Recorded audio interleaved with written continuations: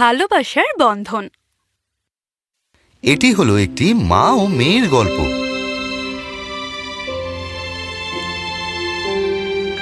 এই হলো লিলি, সেই মেয়ে। হ্যাঁ, এটা মহাকাব্যিক হতে চলেছে।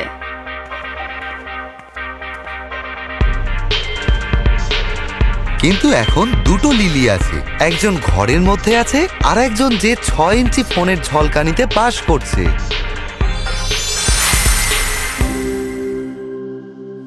হে গ্রামার, প্রিয় বই পড়া, প্রিয় বই পড়ার ফাঁকে ফাঁকে আমার সেরা জীবনযাপন। Filter check, caption check, hashtag check, আমার সেরা জীবন। এই বইগুলোই নিখুঁত অবলম্বন, খোলা হয়নি, অপঠিত, কিন্তু তারা তাকে অন্তত কয়েকশো লাইক দেবে। লিলি, লিলি, তুমি কি আমাকে ডিনার বানাতে সাহায্য করবে? লিলি, ডিনার প্রায় তৈরি। লিলি, একটু আপলোড করছি, ইন্টারনেট খুব স্লো। 2 সেকেন্ড, স্টারলিং পাওয়া উচিত ছিল। এইটা তো তুমি 20 মিনিট যাকে বলেছিলে লিলি। লিলির অনলাইন জগতে সময়ের কোনো খেয়ালই ছিল না। শত শত লোক দেখছিল, আর লিলির মনের গভীরে সে একাকিত্ব অনুভব করছিল না।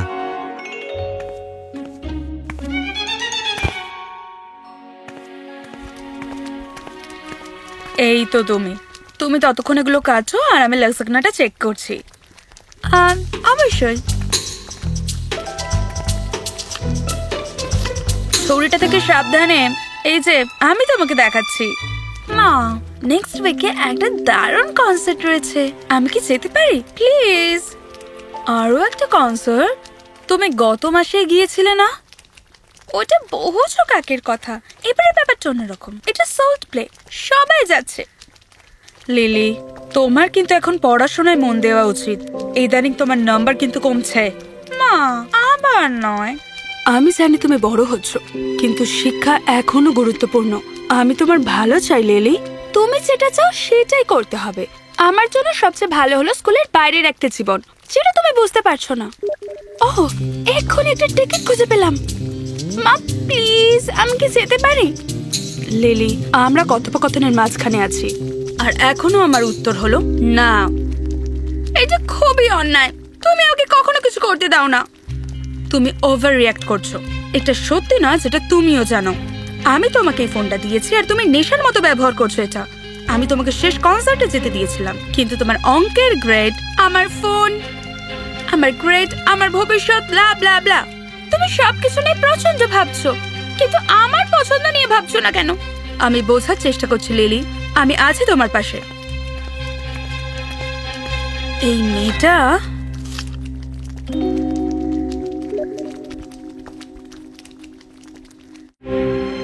কোনো এক সময় খাবার ছিল শুধুই খাদ্য। এটা কন্টেন্ট হওয়ার আগে প্রতিটি খাবারের একটি হ্যাশট্যাগ প্রয়োজন, লবণ এবং লঙ্কার সাথে অতিরিক্ত মশলাও। আর তারপর তিনি বললেন, ওয়েট গার্লস, এখন কেউ কিছু টাচ করো না। এইভাবেই আমি আবর্জনায় পচে যাওয়া পর্যন্ত মডেলিং করবে। আপনি তো অন্তত তারকা, আমরা তো সহ অভিনেতা।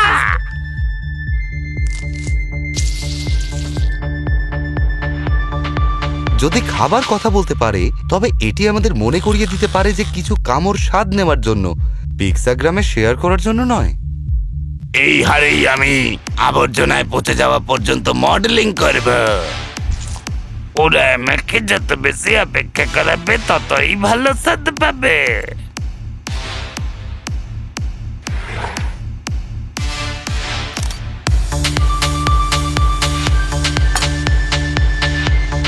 অবশেষে ও খাচ্ছে।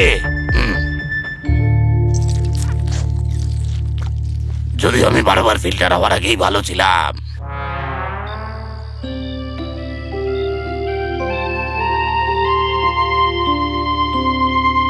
রাতের খাবারের সময় একমাত্র ছিল মা আর মেয়ের। কথোপকথনের আগেই লাইক দেওয়া হয়ে যেত, মোবাইল স্ক্রিন দেওয়াল হওয়ার আগে।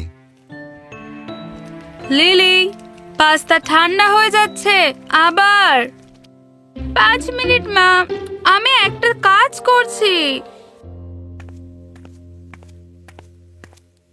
তুমি সবসময় কিছু না কিছু করতে থাকো।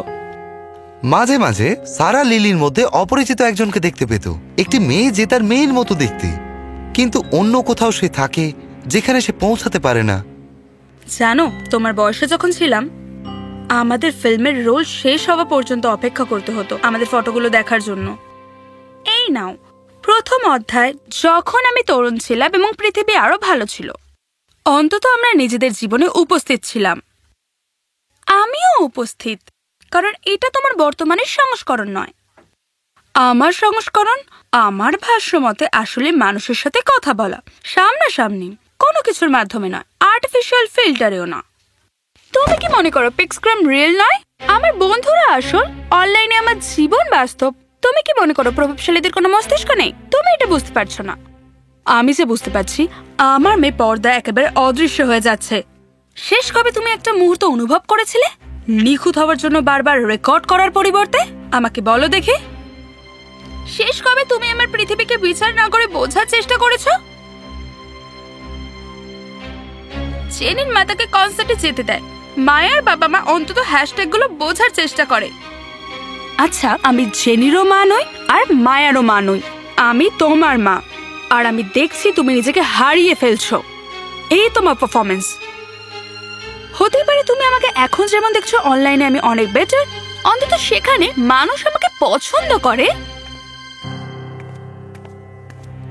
লিলি শোনা, ওগুলো আসল কানেকশন নয়, ওগুলো আসলে প্রজেকশন যে তারা কে হতে চায়। কোনটা আসল সেটা বলা বন্ধ করো।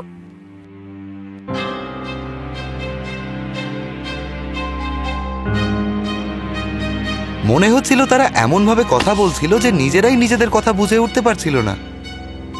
আমি তোমার ছোট্ট নিখুঁত আনপ্রাক্ট ইউনিভার্সে ফিট করি না, তুমিও আমার সাথে মানানসই নও। শোনা, ডিনার রেডি। আমি আমার রুমে খাবো, যেভাবেই হোক পড়াশোনা করতে হবে। টেবিলে ফোন না থাকাই আমাদের একমাত্র নিয়ম ছিল। একজন মা যিনি স্ক্রিনের সামনে একটি পৃথিবী মনে রেখেছিলেন এবং একটি মেয়ে যে সেগুলো ছাড়া কোনো কিছু কল্পনা করতে পারে না, তাদের ব্যবধান ক্রমশ বাড়ছে। তারা বলে যে আমাদের জাগ্রত মন যা বলতে সাহস করে না সেই কথাগুলো স্বপ্ন বলে।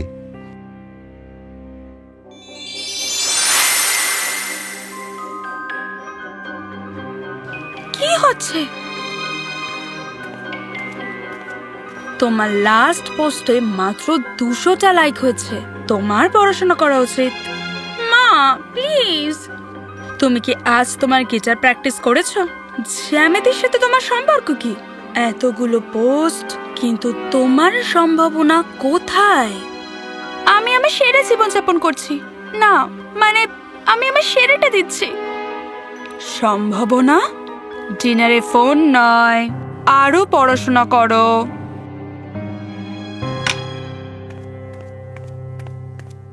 লিলি কি হয়েছে সোনা?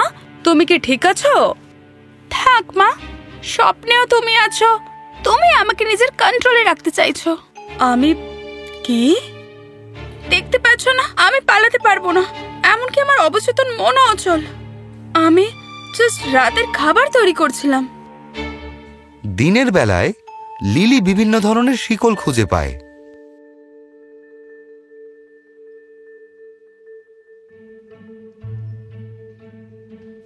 বেশি ডিজিটাল অ্যালগরিদম যা ব্যক্তিত্বের মূল্যে পরিপূর্ণতার প্রতিশ্রুতি দেয়।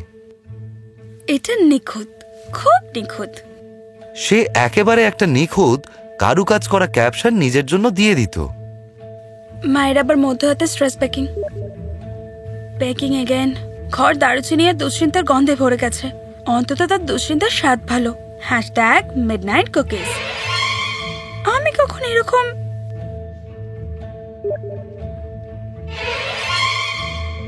বিরক্তিকর হয়ে গেলাম? অ্যাটিক্সে মজার ব্যাপারটা হলো আমাদের তথ্যগুলো আমরা যেখানে সংরক্ষণ করে রাখছি আমরা মনে করি সেটা বেড়ে চলেছে। মায়ের পুরনো ডায়েরি। প্রিয় ডায়েরি, মা আমার চুল দেখে ভয় পেয়ে গেলেন, তাই তবে আসুন, গোলাপি রেখাগুলো বিশ্বের শেষ নয়।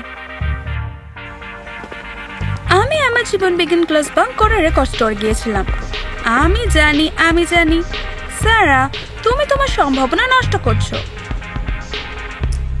দেরি করে বাড়ি ফেরার জন্য ধরা পড়েছি। মা বলেছে আমি 30 বছর পর্যন্ত গ্রাউন্ডেড।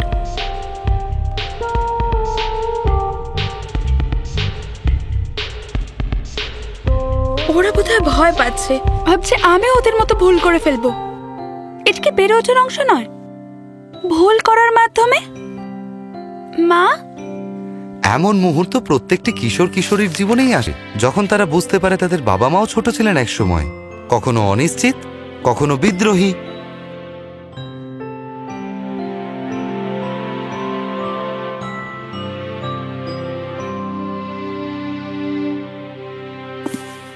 আজ আমি শিখেছি টিয়ার গ্যাস এবং চুলে স্প্রে মিশ্রিত হয় না। লিলির মনে হলো তার মাও একসময় কিশোরী ছিল তারই মতো। আমরা যে জীবনযাপন করি এবং আমরা যে জীবন ভাগ করি তার মধ্যে পার্থক্য আছে। লিলির কাছে এই লাইনগুলো আস্তে আস্তে হারিয়ে যাচ্ছিল, যা সে আশাও করেনি। Hey guys, welcome back to living with Lily. আজ আমরা না ভুল অ্যাঙ্গেল, আলোর দিকটা পুরো ভুল।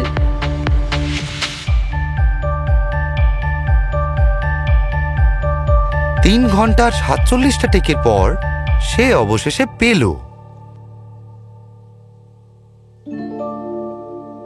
আমি পারবো না, আমি যে কোনো মতেই পারছি না। আমি কেন একটা সাধারণ ভিডিও ভালোভাবে করতে পারছি না? সবাই মনে করে ব্যাপারটা খুব সহজ। ওহ, লিলি এত ভাগ্যবান, তার এত নিখুঁত জীবন আছে। কেউ এটা জানে না যে প্রতিটা নিখুঁত পোস্টের পেছনে 200টা ডিলিটেড টেক আছে।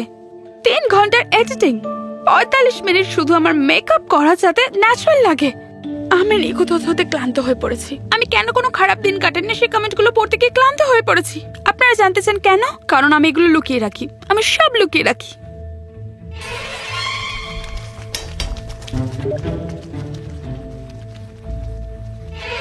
মাঝে মাঝে আমি পিক্সোগ্রামের দিকে তাকাই, তখন আমি নিজেকেও চিনতে পারি না। নিখুঁত হাসি এবং নিখুঁত জীবনের সেই মেয়েটি যে আসল নয়। এই গন্ডগোল এখানেই, এটাই বাস্তব। না না না, স্ক্রিনের মধ্যে দিয়ে নিজেকে দেখে লিলি বুঝতে পেরেছিল যে সে পরিপূর্ণতার সন্ধানে কি হারিয়ে ফেলেছে। ঠিক তখনই সারা তার কাছে এলেন। ও সোনা, মা, আমি গন্ডগোল করেছি, সবাই দেখেছে। না বাবু, তুমি গন্ডগোল করনি, তুমি বাস্তব ছিলে। আমি জানতাম না আমার মেয়ে এত সাহসী। খুব ক্লান্তিকর মা, প্রতিটা পোস্ট, প্রতিটা মন্তব্য, মাঝে মাঝে নিঃশ্বাস নিতে পারি না। তাহলে আমার সাথে নিঃশ্বাস নাও এখানে। কিন্তু তুমি তো পছন্দ করো না। এবার মনে হয় সময় এসেছে তুমি যে ভালোবাসো সেটা ভালোবাসার। আমি কি এটা নিয়ে পোস্ট করতে পারি? আগে তো আমরা বেঁচে থাকি।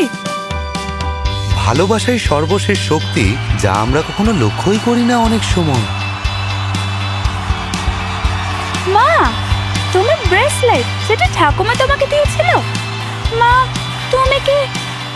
কিন্তু এটা তো তুমি কখনো খোলনি। কিছু মুহূর্ত সোনার চেয়েও মূল্যবান। আর কিছু সময় সবচেয়ে মূল্যবান মুহূর্তগুলি আমরা নিজেদের মধ্যেই ভাগ করে নিতে পারি, যেটা সবার সঙ্গে পারি না।